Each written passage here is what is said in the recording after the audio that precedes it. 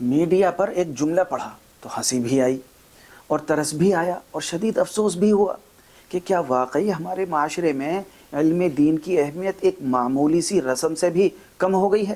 ذرا سوچئے، نکاح پڑھانے کا ہدیہ 500 روپے اور شادی میں جوتا چھپائی کا نیگ 5000 روپے۔ یہ صرف دو رقموں کا فرق نہیں ہے، بلکہ یہ ہماری سوچ کے بگڑ جانے کا اعلان ہے۔ جس علم دین کی برکت سے آپ ایک پاکیزہ بندھن میں بندھ رہے ہیں، جس کے کلمات آپ کی زندگی کو حلال کے راستے پر ڈال رہے ہیں، کیا اس کی قدر ایک جوتا چرانے کے مذاق سے بھی کمتر ہے؟ ہم نے اس علم کی ایسی ناقدری کی ہے جس کی وجہ سے اجنبی رشتہ دار بن جاتے ہیں اور حلال حرام میں بدل جاتا ہے۔ یاد رکھیے، جب ایک معاشرہ دین کے ستون کو تفریح کے قدموں میں ڈال دے گا تو پھر منبر اور محراب سے مصلح اور حقیقی رہبر پیدا ہونا بند ہو جائیں گے۔